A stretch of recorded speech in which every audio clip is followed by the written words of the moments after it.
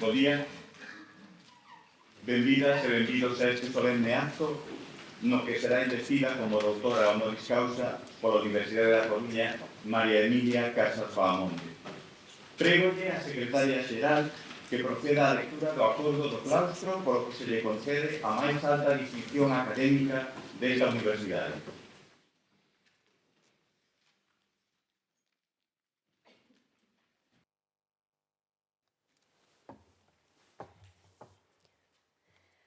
A proposta do Departamento de Dereito Público e co informe favorable da Xunta de Facultade de Dereito, o claustro da Universidade da Coruña, na súa sesión do 29 de outubro de 2024, aprobou o nomeamento de dona María Emilia Casas Bahamonde como doutora honoris causa pola Universidade da Coruña, quen se fixo acreedora desta distinción polo seu carácter pioneiro, ao ser a primeira catedrática española do Dereito do Traballo, pola súa contribución decisiva á creación dun marco galego de relacións laborais que converteu a Galicia en referente español da solución extraxudicial dos conflitos de traballo, por romper teitos de cristal limitadores da igualdade xurídica de mulleres e homes a través da xurisprudencia do Tribunal Constitucional, do que foi a súa primeira presidenta, e pola súa eficaz implicación nas actividades académico-xurídicas da nosa universidade desde asociacións de ámbito español e mundial.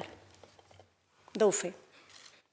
Rógolle á secretaria xeral que vai a buscar e acompañe aquí, ante a presenza de todas as persoas asistentes, a candidata ao grado de doutora honoris causa dona María Emilia Casas Bahamonde, xunto co seu padriño, o profesor don Jesús Martínez Girón.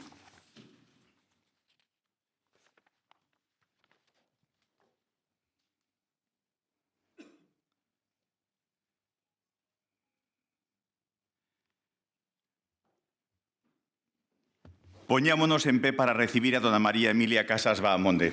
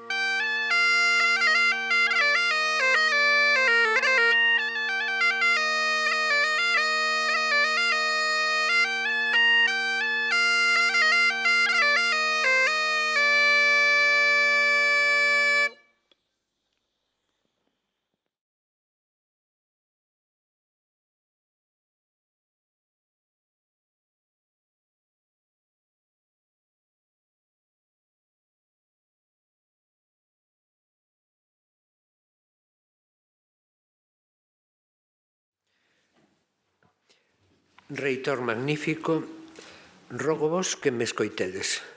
Solicito unha honra o título de doutora honoris causa por esta universidade para dona María Emilia Casas Bahamonde e o permiso para expoñer os seus méritos. Concedido. Con la venia. Mis primeras palabras, como es lógico, tienen que ser de agradecimiento a nuestra alma mater coruñesa por haberme confiado la realización de la laudatio de la profesora María Emilia Casas Bahamonde, confesando que este 3 de octubre de 2025 será una fecha que recordaré siempre, por tratarse de un día intensamente feliz para mí. En los aproximadamente 15 minutos de que dispongo, realizaré una alabanza necesariamente esencialista de los méritos de nuestra doctoranda honoris causa de hoy, aunque pondré de relieve, relatando siempre esencias, que los méritos curriculares de la profesora Casas Bahamonde justifican plenamente el nombramiento que nuestra Universidad de A Coruña le hizo en su día y del que, aceptándolo, toma posesión hoy.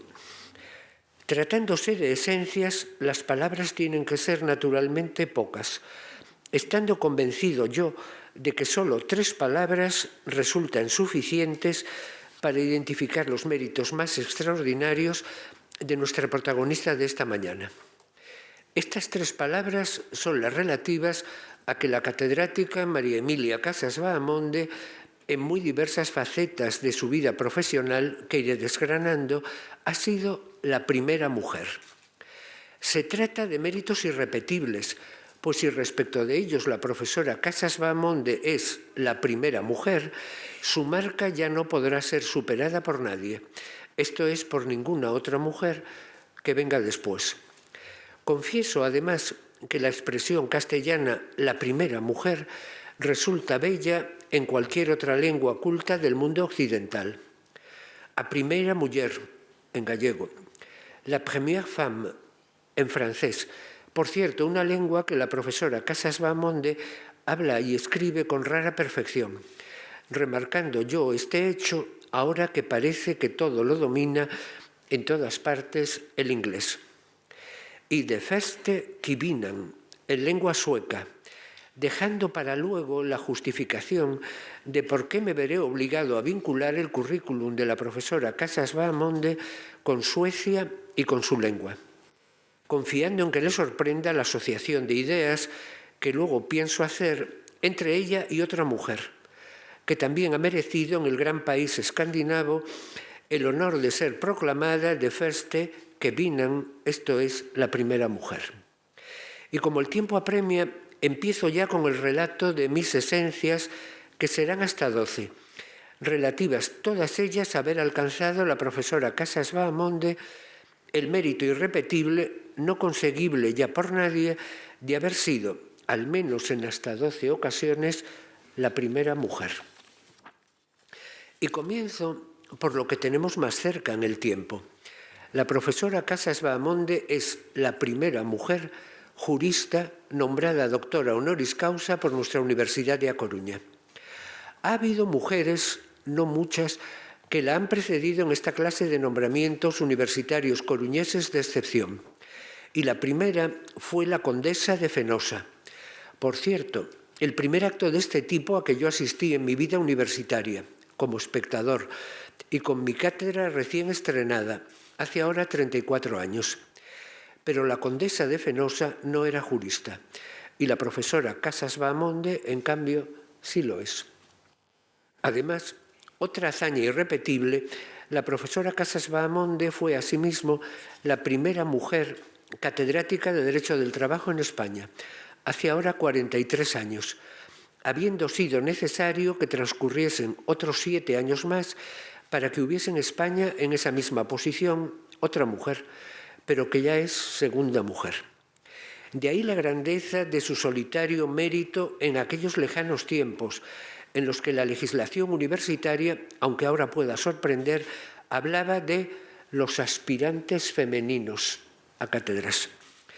Por supuesto, la profesora Casas Bahamonde se ganó a pulso su cátedra universitaria, acumulando méritos académicos en los que brillaba siempre como la primera mujer.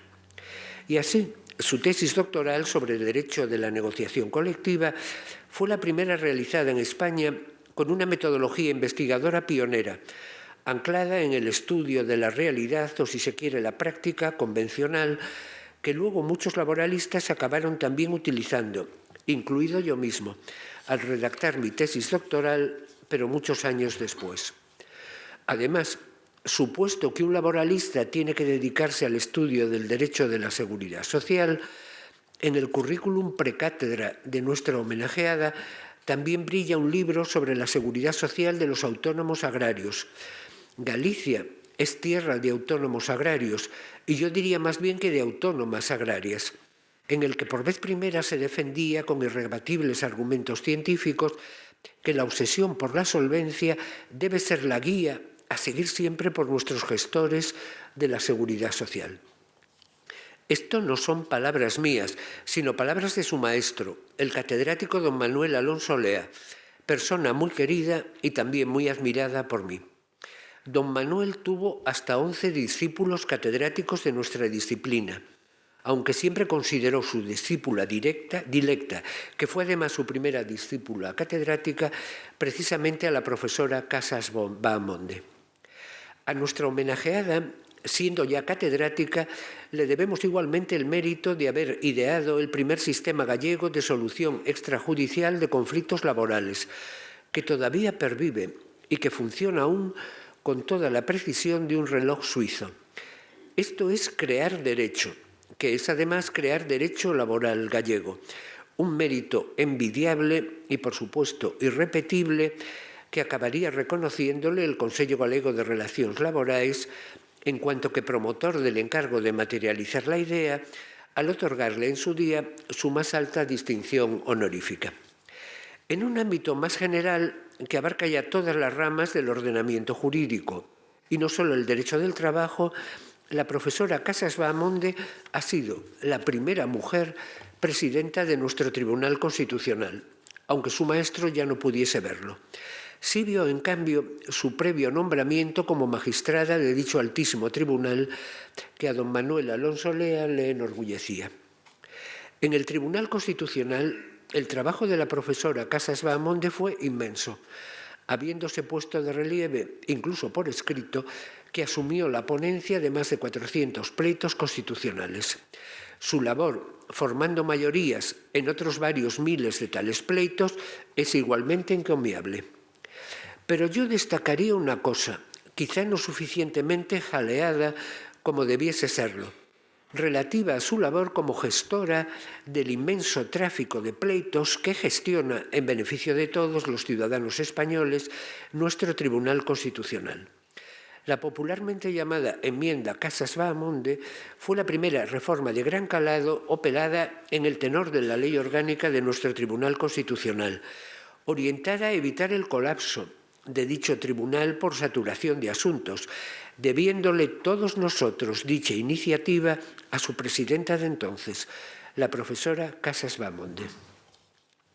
Estoy ya cerca de alcanzar el ecuador de mi intervención y por eso paso ahora a retomar el tema que planteaba al comienzo de la laudatio, desvelando el enigma allí planteado. ¿Por qué afirmaba yo hace un momento que la profesora Casas Bahamonde era de Förste Kvinnan?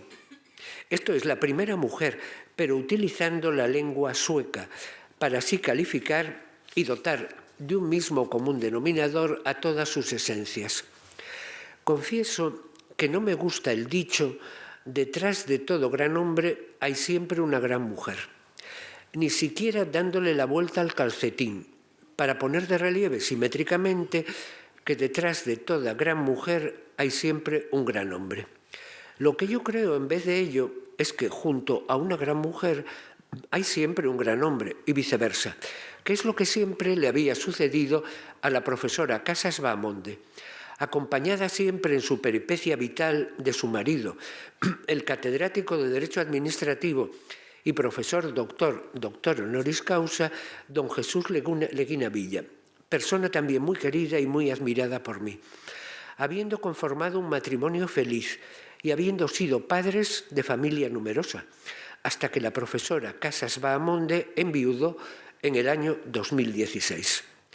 Estoy convencido, a partir de este año, que la mira con todo cariño y que la protege Santa Birgitta Birgesdotter, una mujer admirable del siglo XIV, patrona de Suecia, equivalente a nuestro apóstol Santiago en España, peregrina que realizó junto con su marido el Camino de Santiago. A lo mejor pasaron incluso por la ciudad de Monforte de Lemos, tan vinculada desde siempre a nuestra querida doctoranda honoris causa de hoy y a su familia.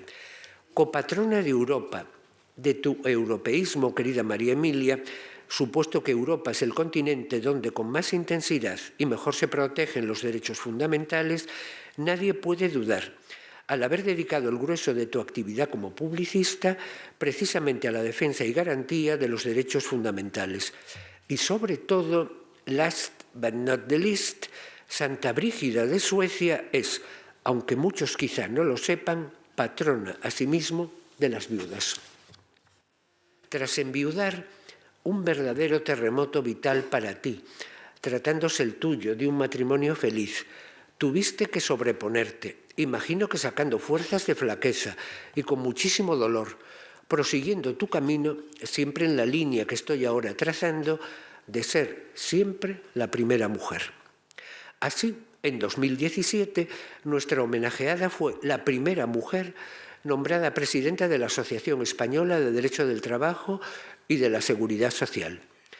También en 2017 fue la primera mujer catedrática universitaria, y no solo en Derecho, en recibir la Medalla de Galicia, cuyos recipiendarios han sido jefes de Estado e incluso hasta un papa, así como el Premio Fernández Latorre, a la vez coruñés hasta a la médula, pero también español, por causa de todas tus vinculaciones con Galicia, nuestra tierra. En 2021, querida María Emilia, fuiste el primer español y, consecuentemente, la primera mujer nombrada presidente de la Asociación Mundial de Laboralistas, esto es, la Sociedad Internacional de Derecho del Trabajo y de la Seguridad Social, dado el inmenso prestigio científico que tienes en toda Europa y en toda Iberoamérica. Y en 2024 fuiste el primer catedrático laboralista español y, consecuentemente, otra vez la primera mujer superadora, habría que decir, del listón de 3 doctorados honoris causa españoles que tenía tu maestro, don Manuel Alonso Lea, al obtener tu 4º doctorado honoris causa en Derecho, entonces por la Universidad de Vigo. Haciendo así bueno el dicho, creo que nacido entre los catedráticos de las facultades de Medicina, relativo a que si el discípulo no supera al maestro, no son buenos ni el discípulo ni el maestro. Y ya casi acabó. Sabes, querida María Emilia, todo el afecto, toda la admiración científica y todo el agradecimiento que te tengo y puedo decir que te tenemos en la Universidad de A Coruña, desde que nos conocimos personalmente por vez primera en 1996, el año de celebración del 5º centenario de la Universidad de Santiago de Compostela, por la cual tú también eres doctora honoris causa en Derecho, al igual que lo fue en su día tu maestro. Le he pedido a Santa Brígida de Suecia que te siga mirando con cariño y que te siga protegiendo.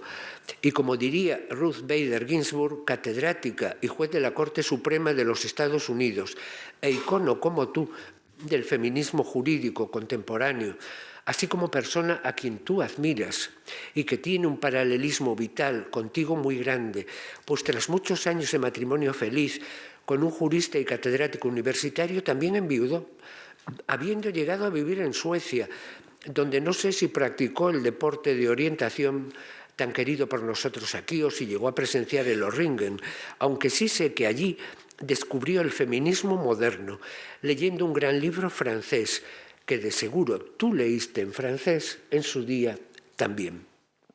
Para que sigas paving the way, que diría la juez y catedrática Ginsburg, allanando el camino científico siempre con generosidad a otros muchos y para que nos sigas ayudando, como has hecho en el pasado con nosotros, los laboralistas coruñeses, presidiendo nuestros tribunales de cátedras, prologando nuestros libros con tu firma poderosa y colaborando en nuestros proyectos científicos duraderos, como la publicación de nuestro anuario coruñés de Derecho Comparado del Trabajo, que acaba de cumplir ya sus 16 años de vida, también gracias a ti, confiando en que disfrutes durante largos años este nuevo logro excepcional de tu currículo que honra a nuestra universidad y, por supuesto, que podamos llegar a verlo todos los presentes hoy por la mañana aquí. Nada más. Creo no haberme excedido en el uso del tiempo que se me sugirió. Prego vos, Reitor magnífico, que, polos méritos expostos, lle sexa outorgado o grado de doutora honoris causa en Dereito a dona María Emilia Casas Bamonde.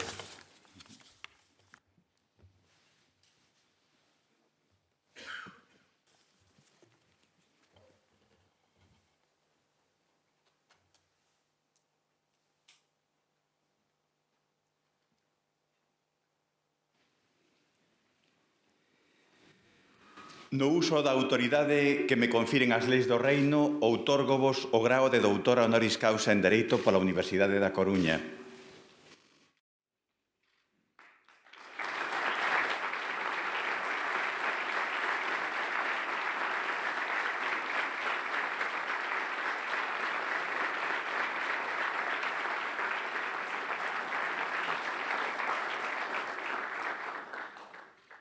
Que este nobre barrete sexa para vos como a coroa de loureiro que cinguía a cabeza das persoas vencedoras ao remate dos certames.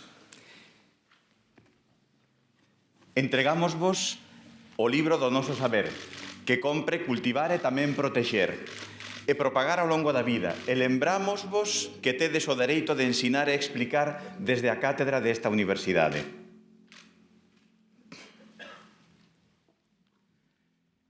Recibide as luvas brancas como símbolo de fortaleza e signo da vosa dignidade.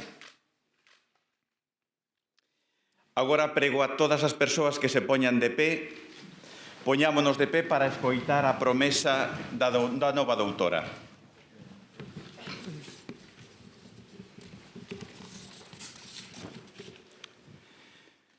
Prometedes solemnemente pola vosa conciencia e honra gardar os dereitos e honor desta universidade e as súas doutoras e doutores sempre e en calquera parte que esteades e prestarlles axuda e consello cantas veces forades requerida?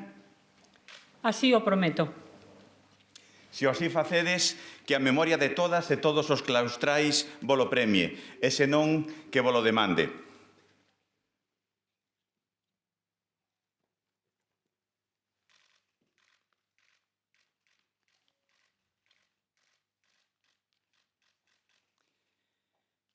Ilustre señora, dona María Emilia Casas Bamonde, admítovos e incorpórovos ao claustro de doutoras e doutores da Universidade da Coruña con todas as honras que lle son propias e entrégovos a medalla da vosa admisión e incorporación. Recibide esta medalla en nome de todo o claustro por esta dignidade que acabades de conseguir.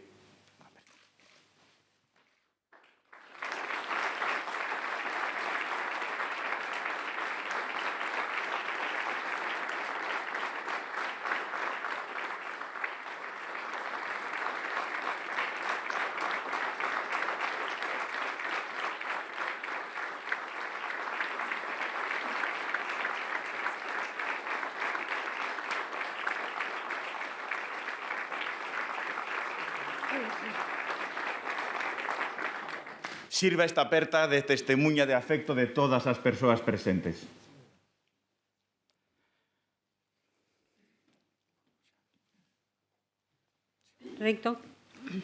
Rector magnífico, solicito a venia para pronunciar o meu discurso de ingreso no claustro.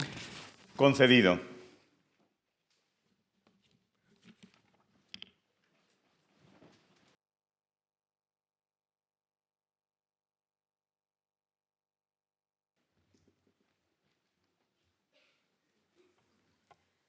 Reitor magnífico, profesor Cao Abad, claustrais, profesoras e profesores, estudantes, autoridades, amigas e amigos.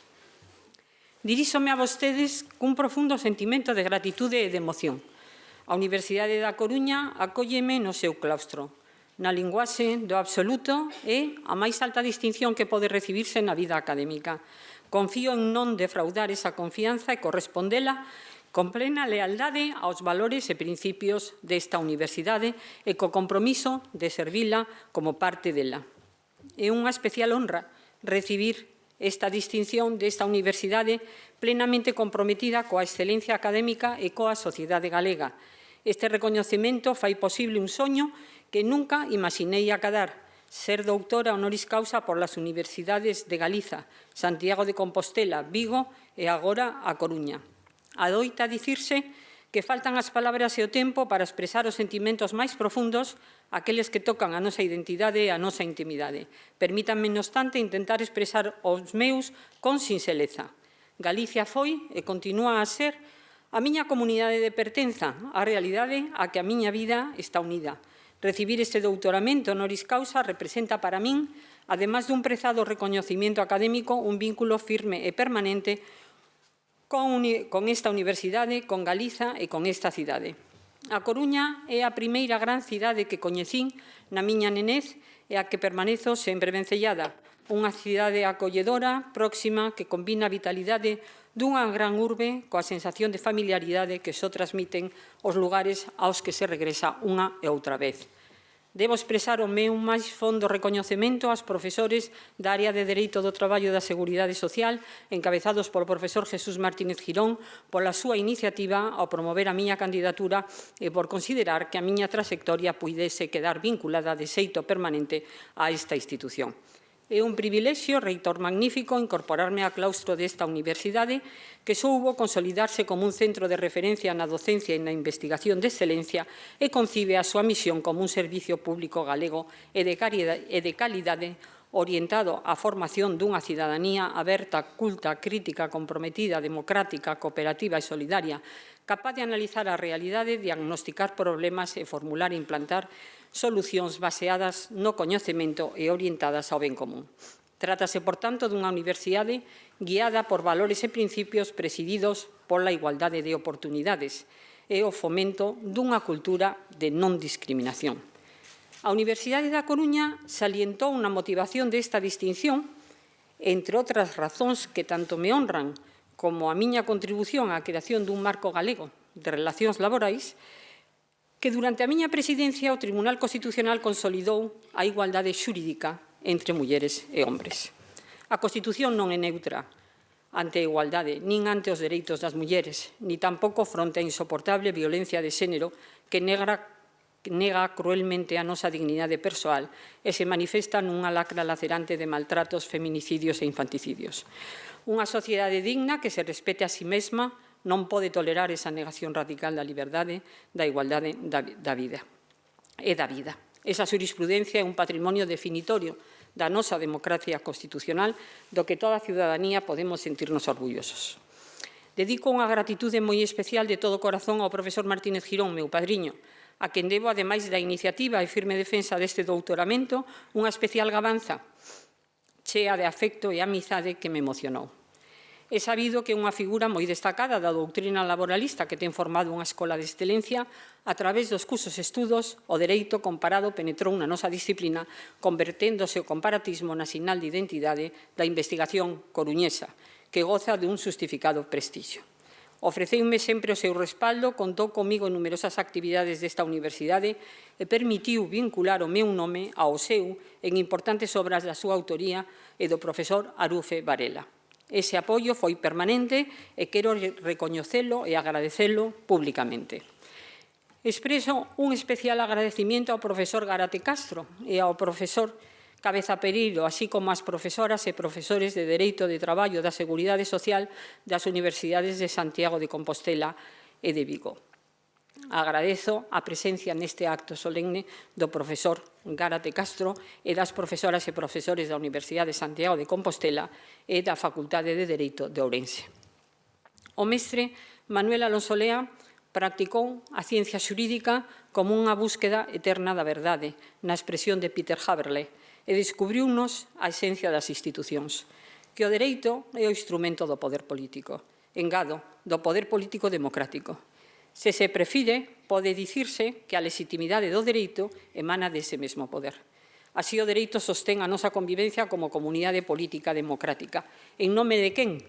Da vontade popular, sen entrar agora nos poderes do Estado nin das organizacións sindicais e empresariais. O mestre sempre poñía as luces longas que llegaban á Constitución, ao dereito da Unión Europea e outros dereitos comparados.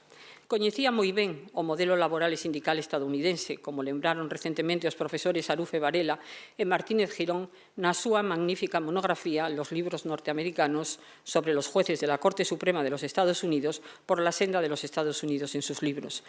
Un delicado homenaxe ao mestre a su obra seminal Los Estados Unidos en sus libros de 1967.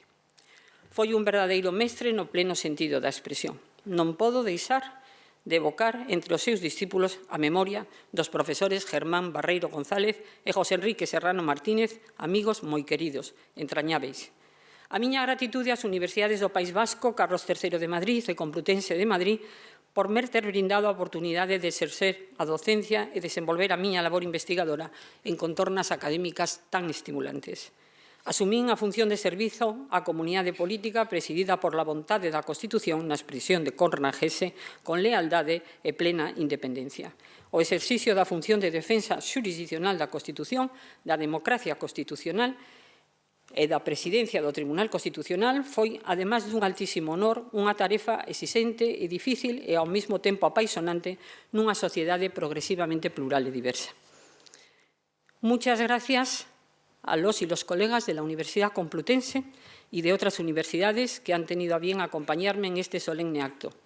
Todos acreditados y acreditadas y laboralistas de los que siempre aprendo. Ha sido para mí un privilegio compartir con ellas y ellos la ilusión por nuestro trabajo en un clima de diálogo y de crítica fundamentada con un resultado siempre beneficioso, basado en la excelencia y en un proyecto consciente de alejamiento de la mediocridad. Siempre digo que nuestra unión y nuestra diversidad constituyen un activo de nuestra disciplina. Una disciplina que ha hecho del cambio normativo y judicial una seña de su identidad ante la transformación permanente de los patrones tecnológicos, económicos, políticos y de dimensión propiamente jurídica. La pulsión investigadora ha sido el foco central de nuestro interés compartido y de nuestra unión. En esa unión ha tenido un protagonismo destacado las sucesivas juntas directivas de la Asociación Española de Derecho del Trabajo y de la Seguridad Social, así como su Comisión de Igualdad y su sección juvenil. Las personas que las han integrado e integran han hecho posible que la asociación mantenga una presencia activa y relevante en el desarrollo académico y profesional de nuestra disciplina, mereciendo un reconocimiento especial por su compromiso, dedicación y esfuerzo. É para min un verdadeiro prazer contar coa presenza neste acto do alcalde de Monforte de Lemos, Xosé Tomé Roca, tamén presidente da Deputación de Lugo, así como dos exalcaldes Severino Rodríguez Díaz e Nazario Pín Fernández, reflexo do interese e da cercanía que o Concello de Monforte sempre amosa cara aos seus. O afecto que sinto por eles e por Monforte sempre quedará por baixo da magnitude do agarimo que da miña cidade fun afortunada en recibir e sigo a experimentar. Tamén é un agasallo acompañada a presidenta do Consello de Relacións Laborais e de anteriores presidentes. O meu discurso reitor magnífico titúlase O valor do dereito comparado e os valores fundamentais do dereito da Unión Europea. A Universidade da Coruña cuenta desde 2005 con un grupo de investigación sobre dereito do traballo e da seguridade social español e comparado, único en nuestro país, cuyo coordinador es el profesor Martínez Girón y del que forman parte los profesores Arufe Varela, Carril Vázquez, López Mosteiro y Vizcaíno Ramos.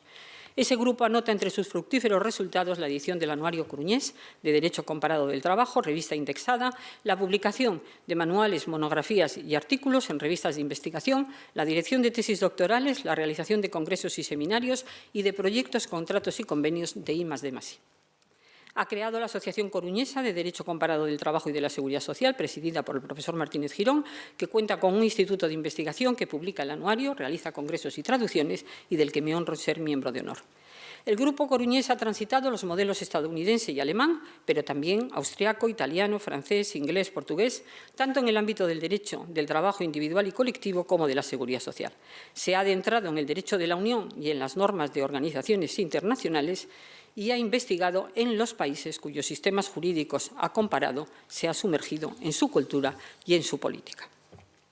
La tarea de investigación que se lleva a cabo en esta universidad ha sabido situarse en los cánones del comparatismo y ha estimulado las reflexiones que siguen.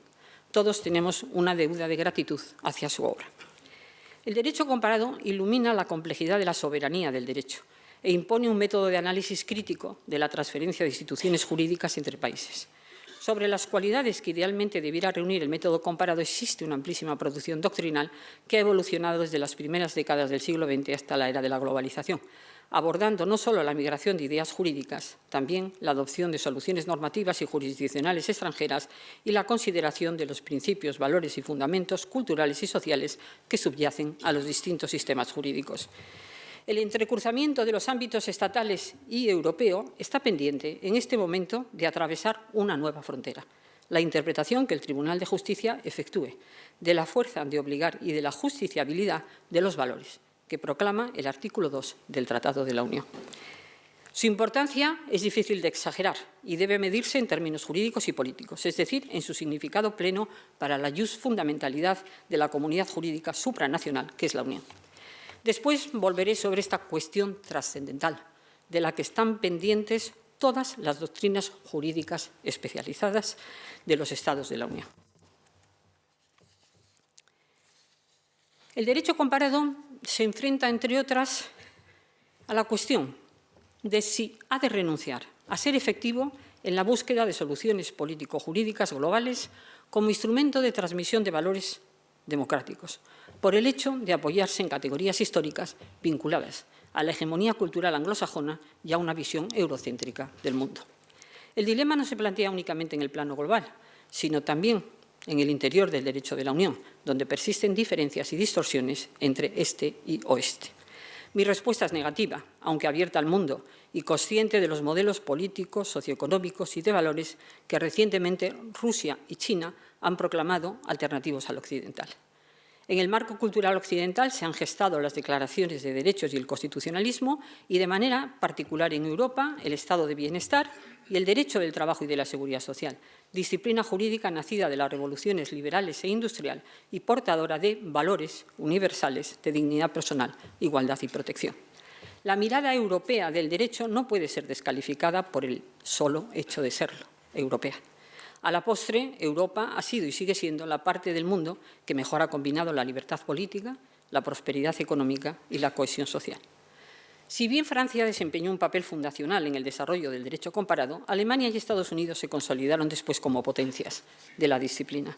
Alemania desarrollando un enfoque académico doctrinal sistemático y Estados Unidos proyectando el derecho comparado hacia la diplomacia, el comercio y el law and development. No en vano son los modelos más visitados por los comparatistas coruñeses. Hoy la disciplina se halla descentralizada a escala mundial, con centros activos en América Latina, Asia y África, lo que refleja un pluralismo metodológico y geográfico necesario, pero impensable en sus orígenes.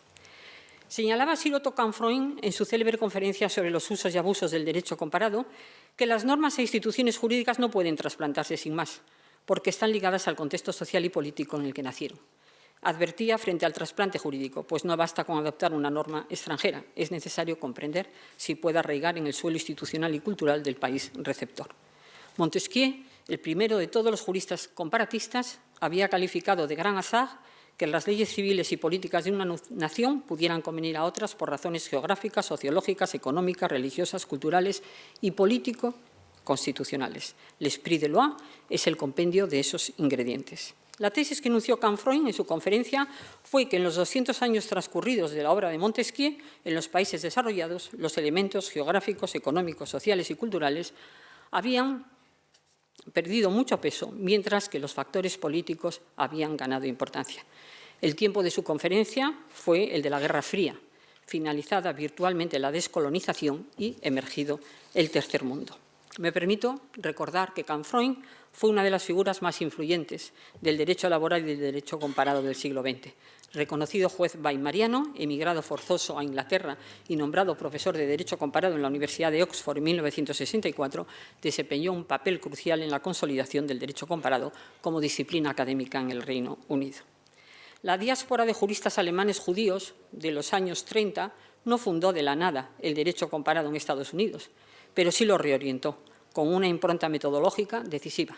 Trasplantaron una comparación funcional y orientada a los problemas prácticos que rompía con la mera yuxtaposición descriptiva de reglas. Integraron la semántica jurídica en el análisis, refinaron la traducción de conceptos y enseñaron a distinguir convergencias estructurales de coincidencias puramente terminológicas. Su legado fue sobre todo epistemológico. El comparatismo pasó a ser una caja de herramientas crítica para testar instituciones y políticas jurídicas más que un catálogo de exotismos normativos. Aquellos juristas emigrados huyendo del genocidio nazi poseían una capacidad instintiva para leer y observar dos culturas jurídicas, fruto de su inmersión en ambas por las singulares circunstancias de su vida. En cambio, los comparatistas que le siguieron, no todos, menos familiarizados con los sistemas jurídicos que analizaban y con las sociedades en las que se desarrollaban, retornaron al comparatismo jurídico formalista del que se había separado públicamente Kant Freud. El derecho comparado en clave crítica frente a la ortodoxia funcionalista, positivista y formalista que duró casi un siglo, lo que Frankenberg denominó el imperativo categórico de la razón comparativa, alcanzó una formulación sistemática en 2016 con la publicación de su obra Comparative Law as Critic. Frankenberg reprende el anglo-eurocentrismo del derecho comparado y sostiene la necesidad de provincializar el derecho occidental. Censura a los comparatistas por ocultar las relaciones entre conocimiento y poder. Ataca la postura de inocencia de la comparación jurídica y su obsesión por el control cognitivo. Reprueba la creencia comparatista en la existencia de un acceso objetivo a la realidad del derecho extranjero y rechaza la reducción del derecho comparado a una mera tecnicidad. El comparatista no puede aceptar mitos y narrativas superficiales ni las propias pretensiones del derecho comparado de neutralidad, cientificismo y apoliticismo. Pierre Legrand y Simon Glaner en 2017 calificaron esa crítica de tímida, reticente, incompletamente radical e insuficiente para contrarrestar la ortodoxia dominante del derecho comparado. Los 12 mandamientos del derecho comparado negativo se formulan con la contundencia de un rechazo. No representación, no pureza del derecho, no objetividad, no verdad en la interpretación, no método, no comprensión, no identidad de los derechos, no trasplantes, no universalidad del derecho, no derecho mejor, seleccionado por su eficiencia según indicadores econométricos, no transferibilidad y no globalización. El derecho comparado negativo propone un enfoque crítico y abierto del derecho, renunciando a verdades absolutas y valorando lo jurídico extranjero como fuente de comprensión profunda y de reflexión. El comparatista debe reconocer su sesgo etnocéntrico. Frankenberg resalta la omnipresencia de lo intraducible y los límites de nuestros propios sistemas semióticos que impiden ver con los ojos del otro. Por ello, califica de islamofóbica la jurisprudencia francesa y del Tribunal Europeo de Derechos Humanos sobre las leyes francesas que prohíben el uso del velo islámico en espacios públicos, al entenderla anclada en supuestos cognitivos dominantes y en argumentos excluyentes de corte nacional o territorial, incapaces de resolver los problemas de respeto a las diferencias en las actuales sociedades de inmigración. Frankenberg contrapone la versión francesa del secularismo republicano militante con el reconocimiento de algo semejante a un derecho humano al velo. La metacrítica es conocida. No es posible contemplar las medidas occidentales a través de prismas no occidentales, ni olvidar las declaraciones de derechos y el constitucionalismo desde el siglo XVIII. Las leyes francesas contra el velo en espacios públicos no pueden considerarse meras excusas para discriminar a los musulmanes, pues se aplican igualmente a los símbolos religiosos de otras confesiones. Esas leyes hunden sus raíces en la tradición francesa de laicidad e igualdad republicanas en el espacio público, que Frankenberg reduce a una coartada hipócrita para encubrir la discriminación contra una religión temida y contra un pueblo percibido como una amenaza. La cuestión de la falsa universalidad de los derechos humanos es un tema central del derecho comparado crítico y negativo. La objeción etnocéntrica sostiene que los llamados derechos humanos universales no son neutros ni comunes a toda la humanidad, sino que expresan categorías culturales propias de Occidente, que se proyectan como si fueran universales, funcionando como una forma de imperialismo moral sobre otras tradiciones. Esta visión anglo-eurocéntrica ignoraría además la diversidad del sur global y se manifestaría también en contextos de circulación constitucional, como en América Latina o en Europa del Este, después de 1989. La propuesta de Ann Peters de un comparatismo reflexivo se sitúa entre dos extremos, frente al universalismo ingenuo, que pretende imponer patrones eurocéntricos, y frente al relativismo posmoderno, que disuelve toda posibilidad de valores compartidos. Peters afirma la necesidad de reconocer la pluralidad cultural sin renunciar a la vigencia universal del núcleo de los derechos fundamentales y de los principios estructurales que los hacen posibles, como la democracia y el Estado de Derecho. Una aproximación muy pertinente, en mi opinión. El respeto de los derechos fundamentales y de la dignidad humana debe ser universal. El genocidio, masacre y exterminio de la población gazatí por Israel demandan una condena rotunda e inequívoca. Agradezo ao reitor magnífico a presenza neste Paraninfo da bandeira palestina. Por lo demás, desde finales del pasado siglo, el derecho comparado habría experimentado un giro que lo alejaría de su anglo-eurocentrismo tradicional. La histórica división entre common law y civil law, que durante mucho tiempo fue el eje del estudio comparativo, se ha ampliado para incluir sistemas jurídicos no occidentales y construir narrativas jurídicas no centradas exclusivamente en Occidente, como el derecho islámico, el derecho hindú, el derecho chino o las tradiciones jurídicas africanas. Estos sistemas no solo son objeto de estudio, sino que son enseñados y analizados por académicos originarios de dichas tradiciones. Esta nueva generación de comparatistas, que replicaría a las de los juristas alemanes judíos en sus ventajas intuitivas, se encuentra inmersa en múltiples culturas jurídicas, lo que permite una comprensión más matizada de las diferencias y similitudes entre los sistemas, superando las categorías tradicionales dominadas por la visión occidental y promoviendo un diálogo global más equitativo y plural. Vivian Grosswald-Coran subrayó que este enfoque inclusivo permitiría una comprensión más profunda y matizada de las diferencias y similitudes entre los sistemas jurídicos, enriqueciendo el campo del análisis y desafiando las categorías tradicionales que con frecuencia han sido dominadas por una visión occidental. Hay que precisar que cuando Coran formuló su esperanzador pronóstico, no habían tenido lugar las guerras de agresión de Rusia a Ucrania y de Israel a Gaza, ni la elección por segunda vez del presidente Trump. A la Unión Europea se dirigen las reflexiones que restan.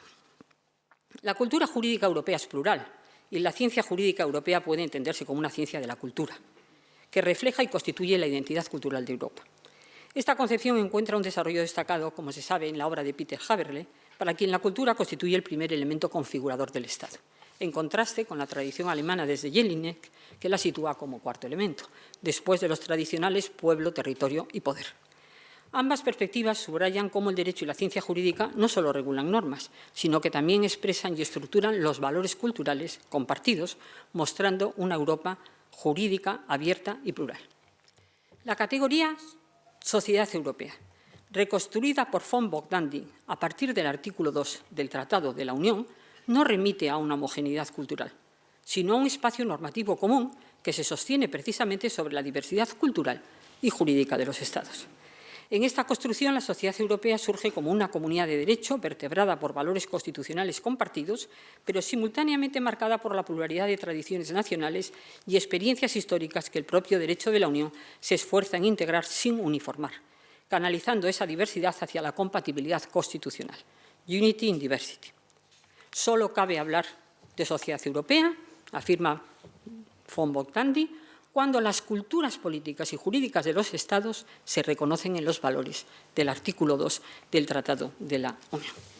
La Unión respeta la identidad nacional de los Estados, que comprende la inherente identidad constitucional, sus estructuras fundamentales, políticas y constitucionales y las funciones esenciales del Estado, especialmente las que tienen por objeto garantizar su integridad territorial, mantener el orden público y salvaguardar la seguridad nacional, artículo 4.2 del Tratado de la Unión. Y funciona como último bastión frente a la primacía del derecho de la Unión, cuyo sacrificio privaría de su identidad y su razón de ser a comunidades políticas soberanas. La identidad nacional es garantía de estatalidad, de la constitucionalidad singular o específica de los Estados, concretada en el respeto a las funciones esenciales del Estado. Esa identidad no puede contradecir los valores de la Unión, que han de ser compartidos por los Estados, equilibrándose así la soberanía nacional con el principio de primacía del derecho de la Unión. Sobre el contenido constitucional del artículo 2 del Tratado no hay dudas doctrinales. El Tribunal de Justicia le ha atribuido esa condición constitucional en su dictamen 1/17 sobre el Acuerdo Económico y Comercial Global entre la Unión y Canadá de 30 de abril de 2019. Allí se afirma, textual, que la Unión está dotada de un marco constitucional propio en el que se incluyen los valores fundacionales enunciados en el artículo 2 del Tratado. Su primera parte enuncia los valores de respeto de la dignidad humana, libertad, democracia, igualdad, Estado de Derecho y respeto de los derechos humanos, incluidos los derechos de las personas pertenecientes a minoría.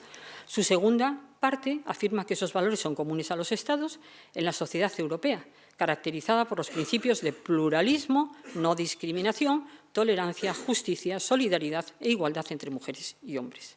Esos valores y principios fundacionales definen la propia identidad de la Unión Europea como ordenamiento jurídico común, una identidad que la Unión debe poder defender dentro de los límites de las atribuciones que les confieren los tratados. El valor jurídico de los valores comunes del artículo 2 del tratado en que se funda la Unión es cuestión de máxima importancia, sobre cuya alegación autónoma en un procedimiento por incumplimiento se pronunciará el Tribunal de Justicia en formación plenaria en el caso Comisión contra Hungría. Su vista oral se retransmitió en directo el 19 de noviembre de 2024 en atención a su importancia, presentando alegaciones orales, además de la Comisión y Hungría, Bélgica, Dinamarca, Alemania, Irlanda, Grecia, España, Estonia, Luxemburgo, Malta, Países Bajos, Finlandia, Suecia y el Parlamento Europeo, y apoyando además a la Comisión Francia, Austria, Portugal y Eslovenia. El 19 de diciembre de 2022, la Comisión había interpuesto un recurso por incumplimiento contra Hungría, por la aprobación por el Parlamento húngaro de la Ley de 2021 por la que se adoptan medidas más estrictas contra los delincuentes pedófilos y se modifican determinadas leyes para proteger a los menores. Fundando tales medidas en la protección de la infancia, la ley prohíbe la representación o promoción de identidades de género diversas a la heterosexualidad en contextos educativos y mediáticos dirigidos a menores. El caso se ha calificado por plataformas de derechos LGTBI+, del mayor de derechos humanos en la historia de la Unión. Por primera vez, la Comisión ha planteado la existencia de un incumplimiento autónomo y directo del artículo 2 del Tratado de la Unión por vulnerar la legislación húngara, la dignidad humana, la igualdad y no discriminación y el respeto de los derechos humanos de personas pertenecientes a minorías, además de los artículos 1, 7, 11 y 21 de la Carta de los Derechos Fundamentales y disposiciones del derecho secundario, que aquí no vienen al caso.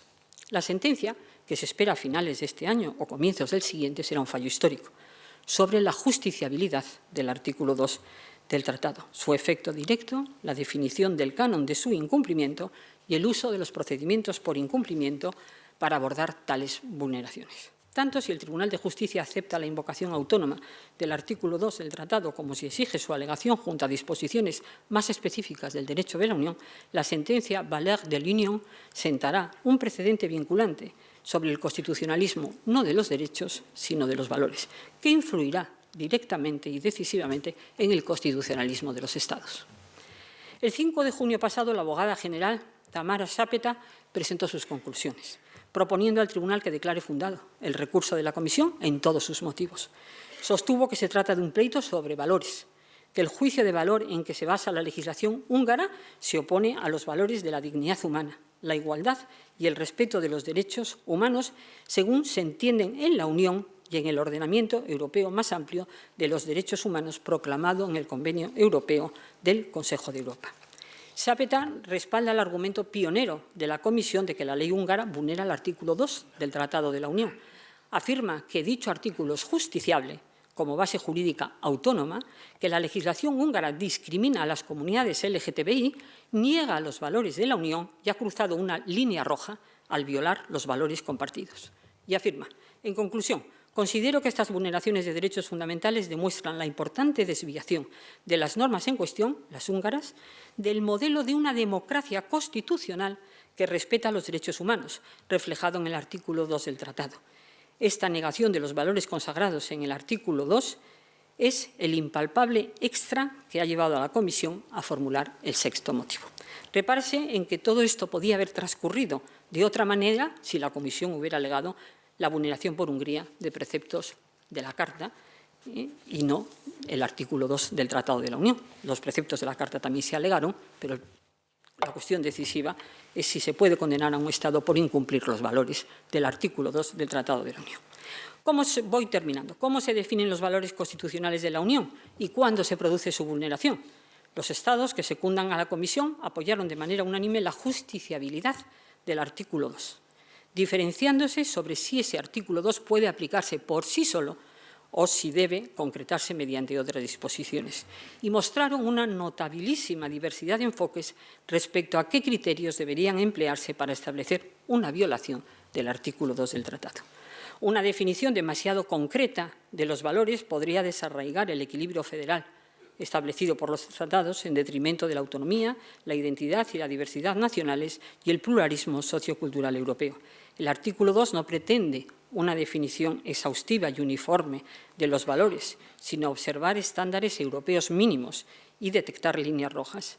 El Tribunal de Justicia debería encontrar un equilibrio adecuado que respete la autonomía de los Estados y asegure un requisito mínimo de respeto a los valores de la Unión, lo que implica el respeto a los derechos fundamentales en un constitucionalismo evolucionado de derechos y valores. La abogada general ha sostenido que el artículo 2 del Tratado no excluye la diversidad de visiones sobre cómo deben materializarse los valores y principios comunes en el marco del pluralismo constitucional y del diálogo que caracteriza el sistema jurídico de la Unión. Sobre esa base construye un canon de control, un estándar particularmente estricto de su vulneración. El artículo 2 es una herramienta para afrontar amenazas estructurales del orden constitucional de la Unión convertidas en resultados. No es la cantidad de infracciones lo que importa, sino su intensidad, no siendo por sí solas suficientes las infracciones graves. Schapeta limita la infracción del artículo 2 a supuestos de vulneración gravísima, entendida como una negación de los valores, con el fin de salvaguardar el pluralismo jurídico y político de los Estados.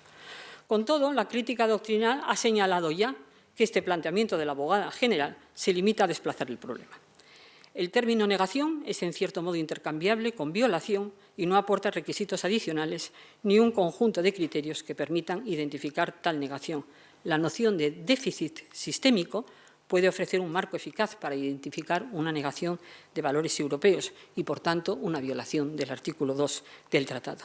De desafío global, de estrategia deliberada contra los valores fundamentales de la Unión, de violaciones graves, persistentes y sistémicas, de retrocesos democráticos de carácter sistémico en función de su impacto en la sociedad, habla Lucía Serena Rossi, ex jueza del Tribunal de Justicia. ¿Una unión de valores y un constitucionalismo europeo de valores? ¿Pueden los valores de la Unión por sí mismos resolver conflictos culturales y políticos entre los Estados que promueven una Europa definida por otros valores? ¿Pueden garantizar que el mayoritarismo político de algún Estado, como Hungría, no comprometa los valores fundamentales acordados por los demás Estados señores de los tratados? La aceptación por el Tribunal de Justicia de la justiciabilidad del artículo 2 del Tratado, máxime sin reflejo en otras disposiciones del derecho de la Unión, tendrá efectos jurídicos y prácticos de primer orden en la defensa de la democracia constitucional de la Unión frente a retrocesos democráticos de sus Estados, actuando el Tratado y las instituciones como garantes de esa democracia. A la postre, dejando esa garantía constitucional en el Tribunal de Justicia, en su competencia de control del cumplimiento de los valores constitucionales de la Unión y de los Estados. Una altísima responsabilidad, sin duda. No deja de ser una operación necesaria ante un futuro incierto, de incertidumbre radical en este 2025, en que la Unión se topó con su crisis existencial, con su soledad geopolítica internacional. Una operación necesaria a la que conducen las democracias desafiadas y desafiantes, bautizadas por Zakaria como iliberales, y la fragilidad de las democracias occidentales, liberales y pluralistas. El Estado de Derecho y el principio de mayoría es la gran cuestión de nuestro tiempo. Remato, reitor magnífico, guardarei un recordo inolvidable deste día feliz.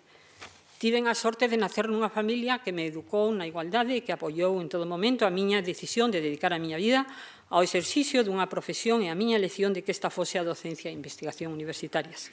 Tiven tamén a sorte, a ledicia, de formar a miña propia familia, cos meus 4 fillos e fillas, xunto con un compañeiro maravilloso sen cuso apoio inteligente, comprensivo e decidido non estaría hoxe aquí. Moitas gracias, Daniel e Álvaro. Este doutoramento honoris causa deixa en mí unha marca máis fonda do que é costume pensar e xa non teño palabras para expresar. En sus poemas do mar deixou escrito Manuel María, poeta monfortino, aínda que nacido na terra chá, que me prace moito lembrar.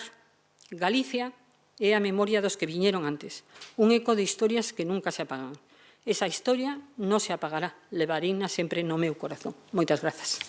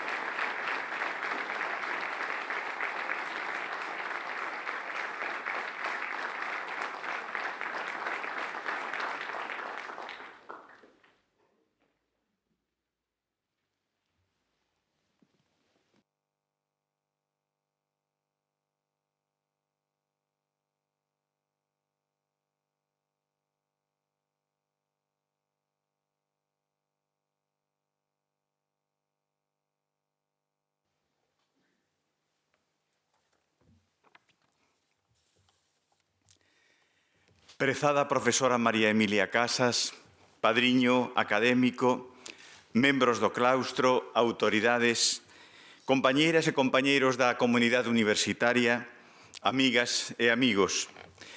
É para min unha fonda honra e unha profunda emoción dirixirme a todas, todos vos neste solemne acto académico co que a Universidade da Coruña incorpora ao seu claustro de honra a quen, por méritos indiscutibles, unha das figuras máis sobranceiras do dereito e da xusticia do noso tempo, a profesora María Emilia Casas Bahamonde.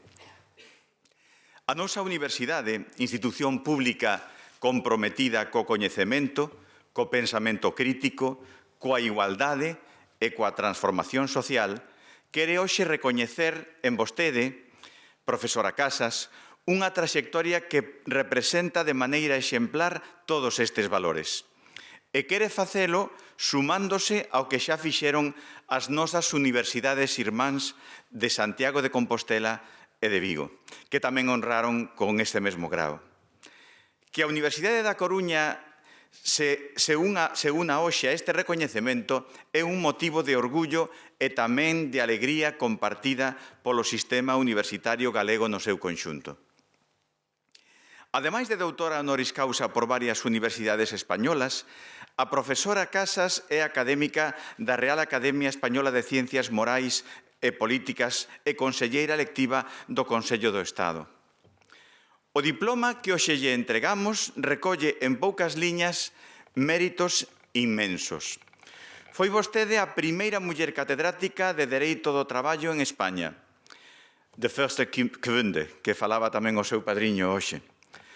Abrindo camiños que parecían vedados e converténdose nun faro e nun referente para xeracións de xuristas e para moitas mulleres que atoparon no seu exemplo a inspiración e a forza para romper teitos de cristal. A súa contribución decisiva á configuración dun marco galego de relacións laborais que fixo de Galicia un referente na solución extraxudicial dos conflitos de traballo, amosa a súa visión avanzada dun dereito do traballo ao servizo das persoas e da cohesión social.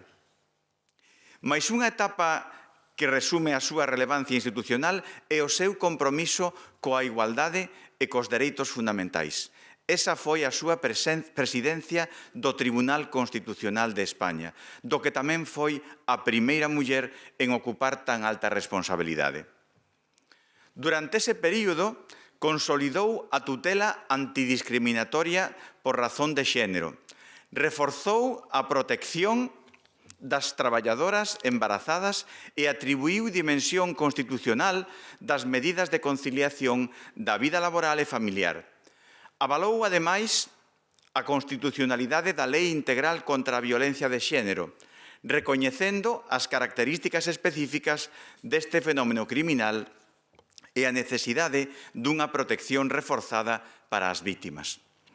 Desde esa posición, a súa xurisprudencia marcou fitos históricos na garantía da igualdade xurídica entre mulleres e homes e na protección dos dereitos fundamentais nunha sociedade en transformación. Non é exaxerado dicir que a historia recente do constitucionalismo español non se pode escribir sen a súa pegada. Ao longo da súa carreira, María Emilia Casas exerceu tamén unha intensa actividade académica e asociativa, presidindo entidades de ámbito español e internacional e colaborando activamente coa nosa universidade. A súa presenza en congresos, seminarios e iniciativas académicas da UDC testemuña unha relación que hoxe se consolida e se eleva a categoría simbólica coa súa incorporación ao noso claustro honorífico. A Universidade da Coruña recoñece hoxe non só unha carreira xurídica excepcional, senón tamén un compromiso ético e cívico coa igualdade, coa xustiza e coa liberdade. Porque o dereito, cando é auténtico, vai máis alá dunha técnica, é unha ferramenta de transformación social e de dignidade humana. E vostede demostrouno en cada unha das responsabilidades que asumiu coa súa intelixencia xurídica e coa súa firme vontade de facer do dereito un instrumento ao servizo das persoas e do progreso colectivo. A Universidade comparte ese mesmo compromiso.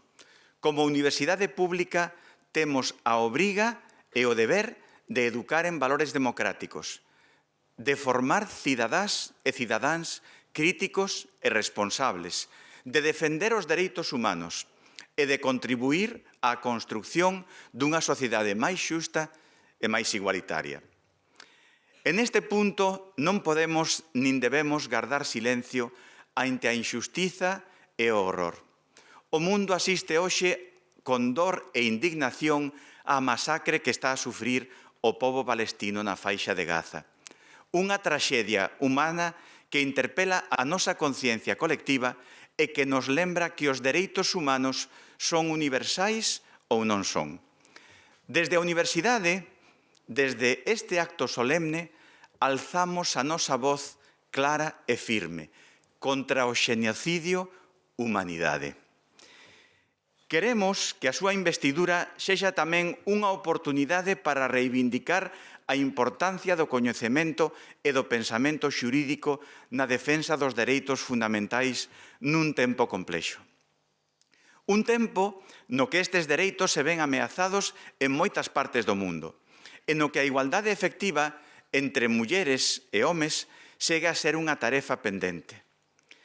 A súa voz, profesora Casas, é hoxe máis necesaria ca nunca, e a súa incorporación á Universidade da Coruña, máis que un recoñecemento, é unha chamada a seguir traballando desde o dereito e desde a Universidade pola xustiza social, pola igualdade e pola dignidade de todas as persoas.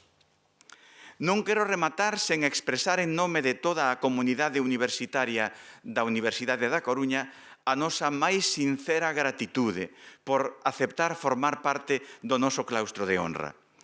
Hoxe incorporamos á nosa universidade unha xurista de prestixio internacional, unha académica de referencia, unha pionera e unha cidadá comprometida, pero incorporamos tamén unha inspiración, unha lección viva do que significa poñer o saber ao servizo da sociedade. A súa traxectoria encarna todos estes principios e por iso a nosa universidade é máis forte, máis xusta e máis universal hoxe. Profesora María Emilia Casas, moitas grazas por acompañarnos neste día tan especial. Benvida á Universidade da Coruña, que dende hoxe é tamén un pouco máis súa. Os nosos parabéns máis sinceros. Moitas grazas.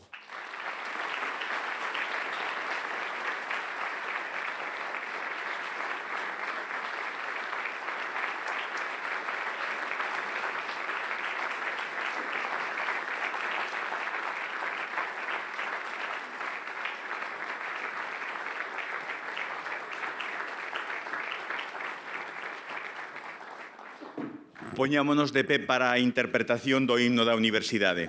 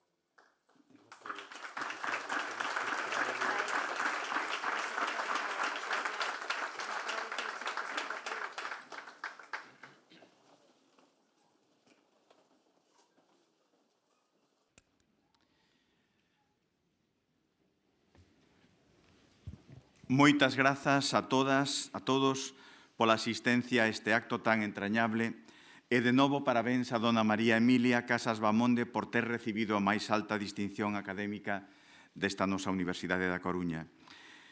Levántase a sesión coa interpretación do himno de Galicia agradecendo a Amanda Villamar Piñeiro e a Xosé Manuel Rei as súas interpretacións. De novo solicito que todas as persoas presentes na sala nos poñamos en pé.